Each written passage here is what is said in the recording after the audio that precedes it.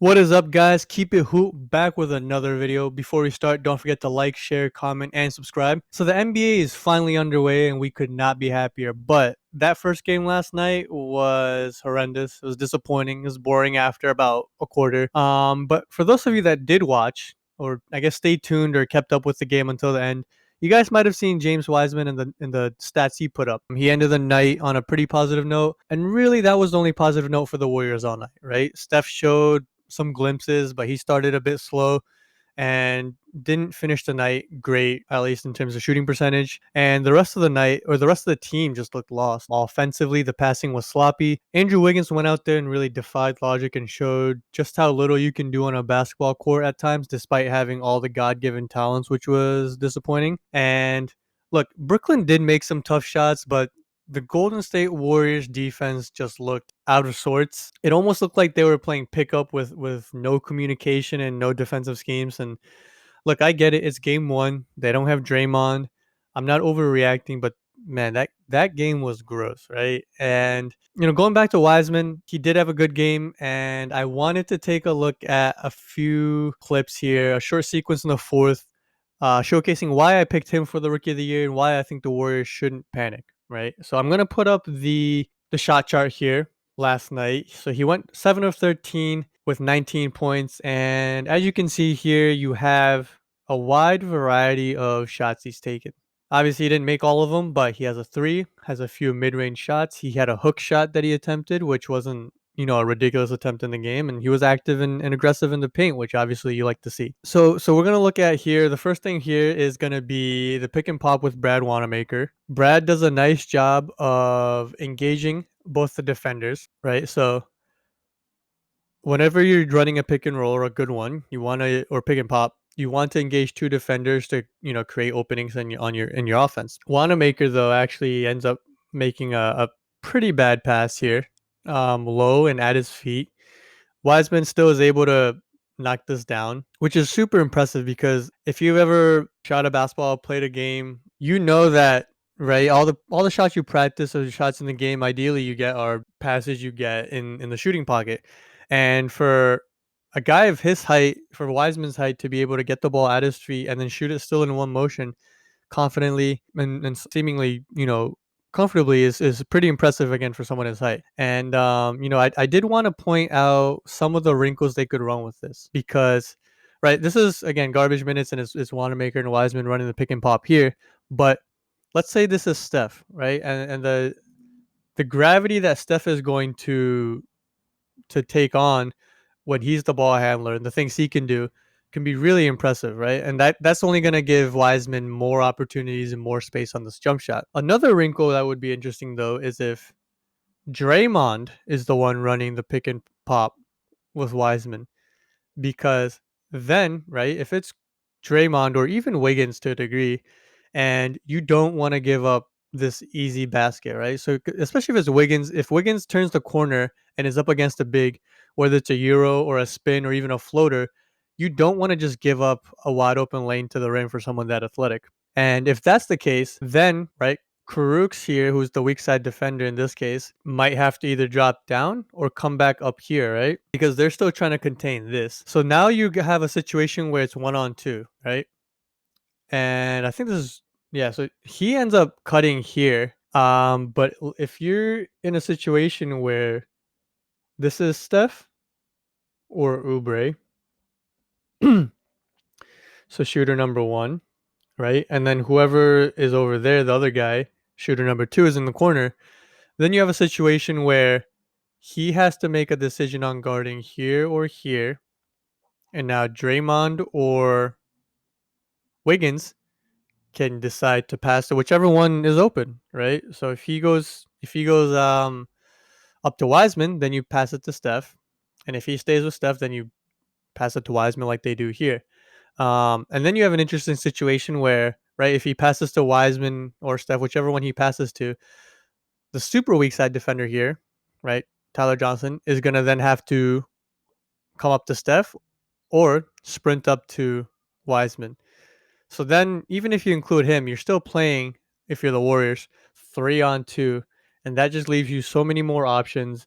And Just the fact that Wiseman can knock this shot down, obviously it's good for him and for his stats and just what he can do on the court.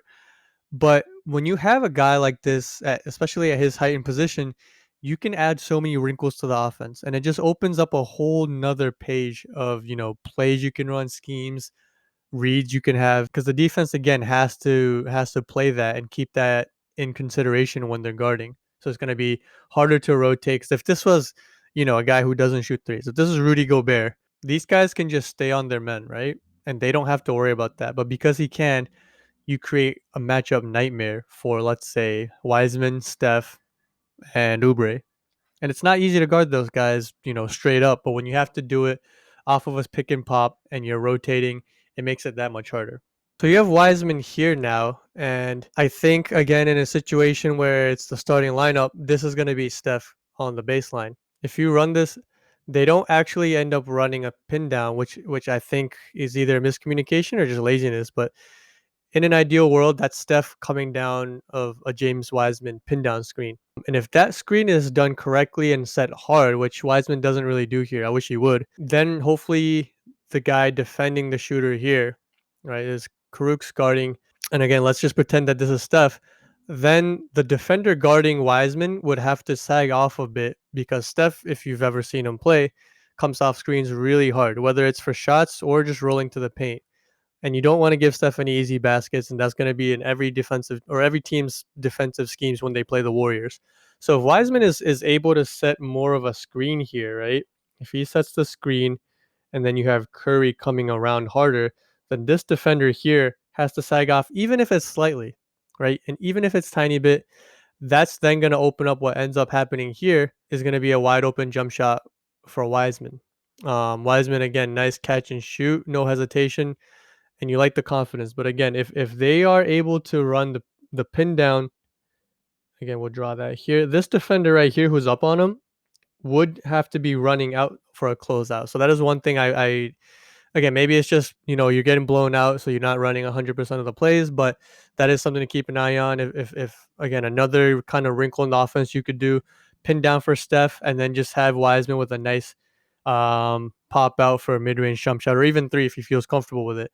And then the flip side to that is if they play that then hard on Wiseman, then Curry's gonna have a cut, and then you open up things on the weak side and such. So he gets the rebound here, and he starts to bring the ball up.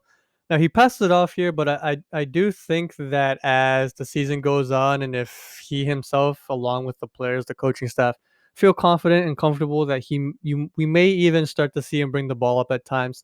Obviously Draymond is someone that does that a lot for this offense, but something to keep an eye on as we let this run here. You have him running the floor, right, and slips the screen, and just a nice athletic finish at the rim, a contested finish. That's the one thing we knew he was gonna be able to do right away with his wingspan and athleticism is attack the rim. And again, even just having that athletic guy who you can trust in going to get it off of pick and rolls is huge for guys like Steph, guys like Draymond when they're running the pick and roll. And it just wasn't the same as a guy like Andrew Bogut. Andrew Bogut was super big for that Golden State team when they won the finals, and they felt this, you know, they miss his presence when he was injured, but he just like he can't go and do that, right? And it adds another layer to their offense, which is the thing I keep talking about today. So on his last play here, he just gets the ball just inside the 3-point line, faces up, right here, and then knocks down the jump shot. Again, for someone of his height to be able to do that, really just a foot inside the 3-point line, right? So you'd assume that given some time and rep that he can just face up from the 3-point line. And that's your 7-footer being able to do that. Again, he has a little bit of a post move already. He's immensely athletic. The defense and the rebounding seems to be there. Look, on a night where Golden State fans didn't have a lot to be happy about, this was good. This was good sighting, and the numbers he puts up, I'm sure will be a bit inconsistent, and we're not sure because he might not always get these looks. I'm sure defenses will throw different looks at him. There's gonna be nights where Steph's feeling it, where Oubre's feeling it, or maybe it's Wiggins, or maybe two of those three guys. And implementing him into the offense is gonna be tricky because look, Golden State has never had a guy like this, right? So it's not just the the fluid motion and just get, Steph, Clay, and KD their shots and, the guard space oriented, movement oriented offense that they used to run. That's not going to be 100% be the best way to utilize or maximize James Wiseman's talent. But whether it's maybe end of quarters or when Steph and, Oubre are off the floor or they just need something down low. He showed last night that he's very capable of getting them some baskets. So it's going to be interesting. I do think that he will be, again, the rookie of the year. And look, I'm excited. I think Warriors fans and coaching, all the coaching staff should be. But yeah, it was a nice sighting on what was, other than him, a pretty unfortunate night for the Warriors. But yeah, thanks again for watching, guys. A shorter video today, but we should have more content tomorrow and Friday with the season really getting underway today. But yeah, don't forget to like, share, comment, and subscribe, and we will see you tomorrow.